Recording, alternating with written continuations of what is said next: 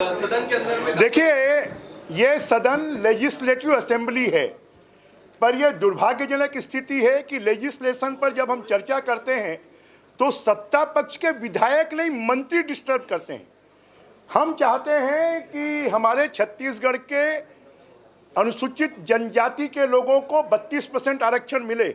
हम चाहते हैं पिछड़े वर्ग को 27% आरक्षण मिले। हम चाहते हैं अनुसूचित जाति को 16% आरक्षण मिले। ये तो 76% की बात कर रहे हैं, हम तो चाहते हैं 78% आरक्षण हो। परंतु उस आरक्षण का फायदा यहाँ के जनजाति समाज को, यहाँ के पिछड़े वर्ग को, यहाँ की जाति समाज को मिलना चाहिए।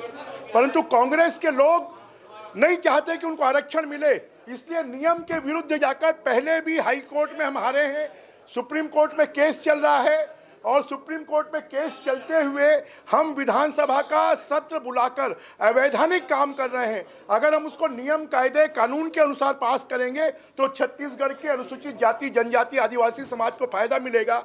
जैसा आप लोगों ने देखा है कि अनुसूचित पिछड़े वर्ग के आरक्षण को कम करने के लिए जो व्यक्ति गया उसको कबीर सोचपीठ का अध्यक्ष बना दिया गया। जो आदिवासियों के आरक्षण को कम करने के लिए गया उसको अनुसूचित जाति आयोग का अध्यक्ष बना दिया गया।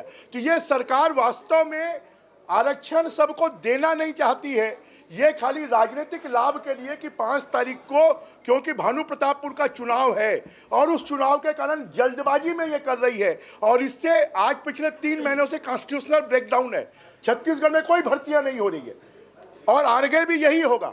जब हम कानूनी तरीके से किसी विधेयक को पारित नहीं करेंगे तो फिर आरक्षण का फायदा नहीं मिलेगा और अनुसूचित जाति जनजाति पिछड़ा वर्ग सबके साथ में धोखाधड़ी या विश्वासघात करने का काम कोई कर रहा है तो ये छत्तीसगढ़ की सरकार कर रही है, भूपेश बघेल जी कर रहे हैं। हम अवैधानिक कृत्य को रोकना चाहते हैं और वास्तविक रूप से अनुसूचित जनजाति को 32%, पिछड़े वर्ग को 27% और अनुसूचित जाति को 16% आरक्षण मिले, इसके लिए हम नियम के तहत लाना चाहते हैं। परंतु मुझे ये बोलने में बहुत खेद हो रहा है कि हाउस के अंदर हम लेजिस्लेटिव बात नहीं कर सकते। अगर हम वो बात करते हैं तो मंत्री इंटरप्ट करते हैं और मंत्री इंटरप्ट नहीं करते, संसदीय कार्य मंत्री उनको उकसाते हैं। और आज तो अति हो गई, एक मंत्री कहता है मैं उधर भी आकर आप लोगों के ऊपर बैठ सकता हूँ। मेरे नेता का आदेश होना चाहिए। हम लोग भी अपनी माता के पुत्र हैं, हम लोगों में भी वो दम है। अगर कोई हमको ऐसा चैलेंज करता है तो उसका जवाब देना हम जानते हैं। और मुख्यमंत्री ने उकसाकर उनको हमारी तरफ भेजा तो ये और दुर्भाग्यजनक है कि मुख्यमंत्री उकसाकर भेजें। अगर ऐसा ही चाहते हैं मैदान में कुश्ती लड़ना तो अभी हम भानु प्रतापपुर में लड़ रहे हैं, यहाँ पर भी कुश्ती का मैदान बना ले, हम लड़ेंगे। सदन में व्यवहार करें, लेकिन जब बात हाथापाई तक पहुंच जाए तो क्या करें? देखिए, हाथापाई तक बात पहुंचना ये तो उस विधानसभा के नेता और संसदीय कार्य मंत्री इनके लिए चैलेंजेबल है कि उनके लोगों का व्यवहार कैसा है। माननीय अध्यक्ष जी हर बार बोल रहे हैं, मैंने बृजमोहन जी को बोलने का अवसर दिया, बोलने दीजिए, पर क्या है, विपक्ष की आवाज को दबाया जा रहा है।